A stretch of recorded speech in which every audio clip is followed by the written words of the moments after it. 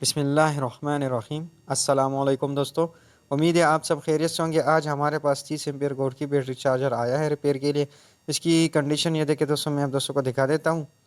इसके पॉइंट्स वाले रेजिस्टेंस भी ख़राब हो चुके हैं, हीटअप हो चुके हैं और दोनों मॉसफेट ब्लास्ट हो चुके हैं। आईसी भी इसका ब्लास्ट है और आईसी के करीब जो कैपेसिटर है वो भी ब्लास्ट हो चुका है और कुछ रेजिस्टेंस है वो भी ख़राब हो चुके हैं। नीचे पीसीबी भी आपको काला निशान निशान नज़र आ रहा होगा। तो अभी इसको रिपेयर करेंगे।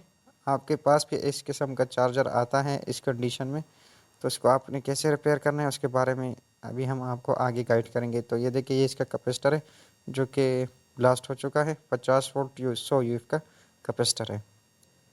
तो इसी कंडीशन में अगर आपके पास भी इस तरह का चार्जर आता है तो उसमें आपने कैसे रिपेयर करना है उसके बारे में आपको गाइड करूँगा। तो सबसे पहले इसका फ्यूज़ चेक कर लेते हैं। फ्यूज़ तो ख़राब होना चाहिए लेकिन चले फिर भी, ये देखिए फ्यूज़ इसका ठीक है। बाकी एसी पोर्शन इसका पूरा ख़राब हो चुका है। तो अभी बारी बारी इसी सारी चीज़ें निकाल लेते हैं। मॉसफेट पीस के निकाल लेते हैं और रेजिस्टेंस वगैरह डायोड से सारी चीज़ें इससे बाहर निकाल लेते हैं। सबसे पहले दोस्तों इससे मॉसफेट निकाल लेते हैं और मॉसफेट निकालने के बाद इसके जो रेजिस्टेंस लगे हैं पॉइंट्स वाले वो भी निकाल लेते हैं। पॉइंट्स वाले रेजिस्टेंस के बाद यहाँ पे ये 2.7 के का रेजिस्टेंस है वो भी ब्लास्ट हो चुका है, तो वो निकाल लेते हैं। और निकालने के बाद इसके जो गेट पे रेजिस्टेंस लगे होते हैं, डायोड्स लगे होते हैं, वो सारे निकाल लेते हैं। तो इसमें नए लगा लेंगे। ये पुरानी चीज़ें जो पुराने कंपोनेंट्स है क्योंकि ये ब्लास्ट हो चुका है, अभी एक एक चेक करने में टाइम ज़्यादा लग जाएगा। तो सारे कुछ इससे गेट के रेजिस्टेंस, पॉइंट्स वाले रेजिस्टेंस, आईसी वाला बेस, क्योंकि आईसी ब्लास्ट हो चुका है, आईसी का बेस भी ख़राब है। और आईसी के करीब जो रेजिस्टेंस थे वो भी ब्लास्ट हो चुके हैं, वो भी निकाल लेते हैं। तो ये सारा कुछ साफ़ कर लेते हैं। देखिए दोस्तों, अभी ये सारी चीज़ें, ये सारे कंपोनेंट्स हमने इस सर्किट से बाहर निकाल लिए हैं। अभी मैं आपको पीसीबी दिखा देता हूँ कंपोनेंट्स उतारने के बाद। ये देखिए दोस्तों, जहाँ पे पीसीबी पे कार्बन जमा हुआ हो या ब्लास्ट हो चुका हो, वहाँ पे काला हो चुका होगा, तो वो आपने साफ़ करना है, कोशिश करना है आप उसको साफ़ कर ले। अगर आप साफ़ नहीं करेंगे तो ये कार्बन से मसला फिर दोबारा बन सकता है।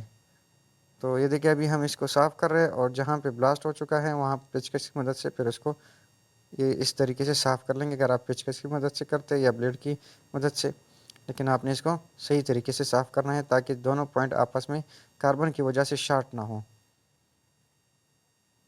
सफाई दोस्तों आपने सही तरीके से करनी है। अगर आपने इस पे कार्बन छोड़ दिया और इस पे ऊपर से अक्सर 2 कंपोनेंट्स लगा लेते हैं, तो यही कार्बन अक्सर 2 पॉइंट्स को आपस में हल्का-हल्का सा शॉर्ट करता है। तो उसी हल्के शॉर्ट की वजह से ये दोबारा फिर ख़राब होने का ख़तरा इसमें होता है। तो कोशिश करना है कि अगर आपने कार्बन नहीं हटाया लेकिन इसके दोनों पॉइंट्स आपस में आपने जुदा रखने हैं, वहाँ पे आपने लाज़िमन थोड़ी सफाई करनी है ताकि इसके दोनों पॉइंट्स आपस में कार्बन की वजह से शॉर्ट ना हो। तो ये देखिए, अभी हमने सर्किट को तकरीबन बस साफ़ ही कर दिया है पूरा।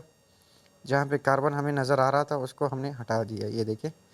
और सर्किट के ऊपर वैल्यू भी प्रिंट होती है। अगर आपको वैल्यू नज़र नहीं आ रही है या प्रिंट हट चुका हो, तो मैं आपको साथ में इस पे जो कंपोनेंट्स हम लगाएँगे उसकी वैल्यू साथ में आपको बताता जाऊँगा कि कहाँ पे हमने कौन-सी वैल्यू का लगाना है। और सर्किट के ऊपर प्रिंट भी बना होता है, हर कंपोनेंट की वैल्यू वहाँ पे लिखी होती है। तो सेम ही वैल्यू की हम इसमें कंपोनेंट्स लगाएँगे जो वैल्यू इसमें लिखी हुई है। अभी हम सर्किट से सारे पार्ट्स उतार चुके हैं और इसकी सफाई भी हो गई। अभी इसकी जो बैक साइड पे जो सोल्डरिंग हुई है वो साफ़ कर लेते हैं क्योंकि अभी इसमें नए कंपोनेंट्स हमने लगाने हैं। और नए कंपोनेंट्स जैसी जिस तरीके से हम लगा रहे हैं वही मैं आपको साथ में बताता भी जाऊँगा। अभी यहाँ पे एफआर डायोड लगा है, इसको भी चेक कर लेते हैं क्योंकि ब्लास्ट हो चुका था। तो इसको चेक कर लेते हैं कि ये ख़राब तो नहीं है। तो ये वाला डायोड बिल्कुल ठीक है। ये देखिए दोस्तों, मैं आप दोस्तों को दिखा देता हूँ। ये देखिए, ये वाला डायोड बिल्कुल सही है। तो बाकी जो कंपोनेंट्स है वो अभी हम इसमें ऐसा-ऐसा लगा लेते हैं, लेकिन डायोड का एक सिरा खोल लेते हैं। ये देखिए, डायोड का एक सिरा हमने खोल लिया है। उसकी वजह ये है, अगर हम इसमें पार्ट्स लगा लेते हैं और आउटपुट के कैपेसिटर पे वोल्ट ज़्यादा आ गए तो आईसी ख़राब होने का ख़तरा होता है। तो सबसे पहले हम 5.6 का रेजिस्टेंस लगा रहे हैं। देखिए यहाँ पे 5.6 का रेजिस्टेंस लगता है जो कि सर्किट के ऊपर भी प्रिंट बना होता है। इसके बाद 2.2 का रेजिस्टेंस लगा रहे हैं। ठीक है दोस्तों, और इसके बाद ये आईसी का बेस इसमें नया लगा रहे हैं। ताकि दोबारा कल को रिपेयर करने में हमें आईसी उतारने में आसानी हो। अगर आप के पास आईसी का बेस नहीं है तो आप बिना बेस की भी आईसी यहाँ पे लगा सकते हैं। बस सिर्फ ये होगा कि आपने सोल्डिंग करके आईसी यहाँ पे लगानी होगी और फिर काव्य की मदद से उतारनी भी होगी। तो इसमें थोड़ा सा टाइम लगता है, तो हम अपने टाइम की बचत के लिए अभी से ही इसमें आईसी का बेस लगा रहे हैं। और इसके बाद 250 वोल्ट 100 यूएफ का कैपेसिटर इसमें हम लगा रहे हैं। ये देखिए नया कैपेसिटर है, ये भी हम इसमें लगाएंगे। इसका पुराना वाला कैपेसिटर ब्लास्ट हो चुका था, जो चीज़ें ब्लास्ट हुई थी वो हमने इससे उतार लिया है। तो अभी सारी पार्ट्स इसमें नए लगा रहे हैं। तो ये कैपेसिटर लगा रहे हैं इसमें अभी 50 वोल्ट का 100 यूएफ का, और इसके साथ 2.7 के का रेजिस्टेंस है। ये भी सर्किट के ऊपर प्रिंट बना होता है, तो ये प्रिंट अभी अक्सर साफ़ करने के दौरान हट जाता है। तो 2.7 के का रेजिस्टेंस था। इसके बाद मॉसफेट के गेट पर 10 के का रेजिस्टेंस लगता है, वही 10 के का रेजिस्टेंस जो पीसीबी पे वैल्यू लिखी है वही हम लगा रहे हैं। इसके बाद 10 ओहम कंपोनेंट बना होता है, ये भी मॉसफेट के गेट पे लगता है और 10 ओहम का हम लगा रहे हैं। इसके बाद डायोड है N4007, ये देखिए ये भी मॉसफेट के गेट पे लगा होता है और सर्किट के ऊपर प्रिंट भी बना होता है। इसके बाद दोस्तों पीएफ लगा रहे 102 केवी का। दोस्तों अभी तक जो पार्ट्स हमने लगा रहे या लगाए हैं, तो ये सारा सर्किट के ऊपर प्रिंट भी इसी नंबर का लिखा होता है। अब ये पॉइंट्स वाले रेजिस्टेंस है, इसमें 1.33 ओहम 2 वाट का है और 1.47 ओहम 2 वाट का है। तो ये सारे पार्ट्स ये देखिए दोस्तों अभी हमने इसमें लगा लिए हैं। इसकी सोल्डिंग अभी बाकी है।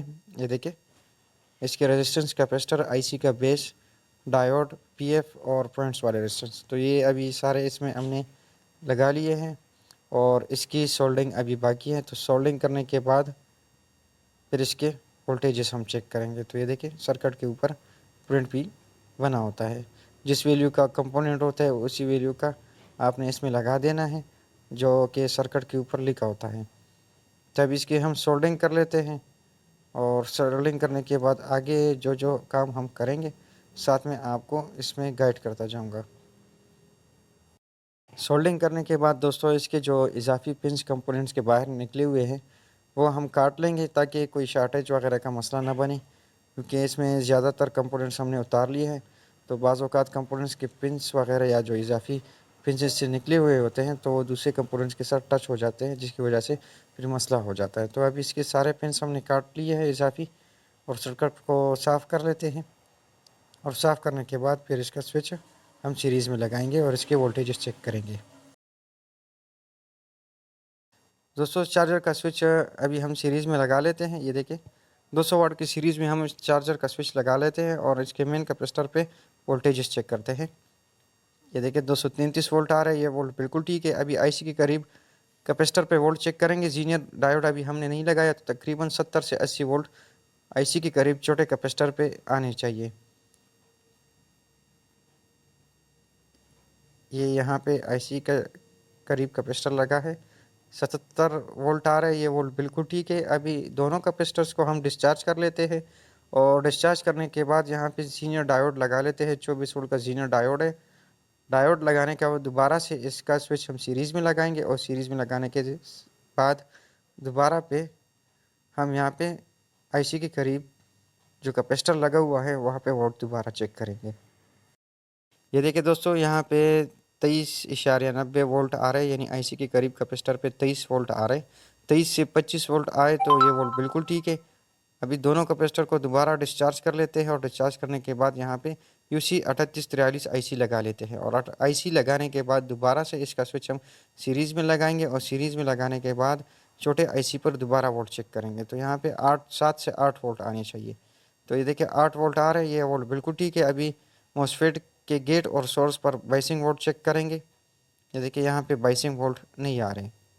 मॉसफेट के गेट और सोर्स के बीच में बाइसिंग वोल्ट बिल्कुल नहीं आ रहे। ये देखिए अगर आपको वीडियो में दिख रहा है तो मॉसफेट पर कोई बाइसिंग नहीं आ रही और आईसी के करीब कैपेसिटर पर 8 वोल्ट बिल्कुल ठीक आ रहे हैं।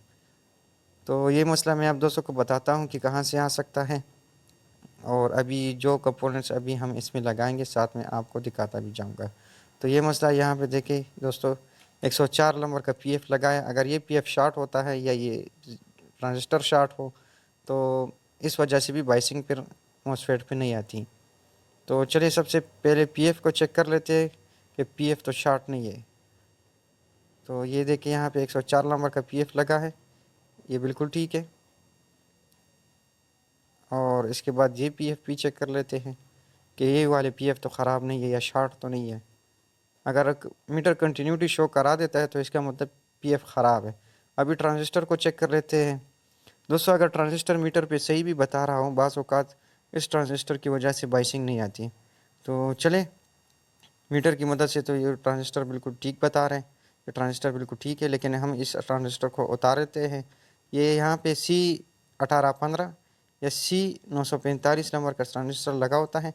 अगर आपके पास C1815 है तो वो भी काम करता है, C945 है तो वो भी काम करता है। तो ट्रांजिस्टर इस टाइम पे बिल्कुल ठीक रीडिंग दे रहा है, लेकिन फिर भी हम इसको उतार लेते हैं। बाज़ औक़ात ट्रांजिस्टर मीटर पर रीडिंग ठीक दे रहा होता है लेकिन काम नहीं कर रहा होता। तो चलें ये यहाँ से उतार के यहाँ पे नया ट्रांजिस्टर लगा लेते हैं। C1815 नंबर का ट्रांजिस्टर है। अगर आपके पास ये वाला ट्रांजिस्टर नहीं है तो C945 नंबर का ट्रांजिस्टर भी काम करता है यहाँ पे। तो ये देखिए अभी ये C1815 ट्रांजिस्टर है। हम इस पे यहाँ पे ये नया लगा लेते हैं ऊपर ही के साइड से, और दोबारा से फिर इसकी बाइसिंग चेक कर लेते हैं। तो चले ट्रांजिस्टर हमने चेंज कर दिया है। सबसे पहले छोटे कैपेसिटर पे वोल्ट चेक कर लेते हैं। 8 वोल्ट आ रहा है, ये वोल्ट बिल्कुल ठीक है। और बाइसिंग का मसला था तो वो दोबारा से चेक करते हैं मॉसफेट के गेट और सोर्स पे। तो ये देखिए दोस्तों अभी भी यहाँ पे बाइसिंग वोल्ट नहीं आ रहे। तो अभी इसमें रह गया TL431 और बल्कि PC817, ये दो चीज़ें रह गई। तो इन दोनों को भी निकाल लेते हैं और यहाँ पे नया PC817 लगा लेते हैं और TL431 को भी उतार लेते हैं। तो दोनों में से एक भी ख़राब हो तब भी बाइसिंग नहीं आती। तो C945 या C1815 का ट्रांजिस्टर, TL431 या PC817 और PF104, तो इन चीज़ों या इन कंपोनेंट्स की वजह से मॉसफेट पर बाइसिंग नहीं आती। तो ये देखिए अभी TL431 भी हम नया लगा रहे हैं और PC817 हमने नया लगा लिया है। तो TL431 को भी हम ऊपर से ही लगा रहे हैं।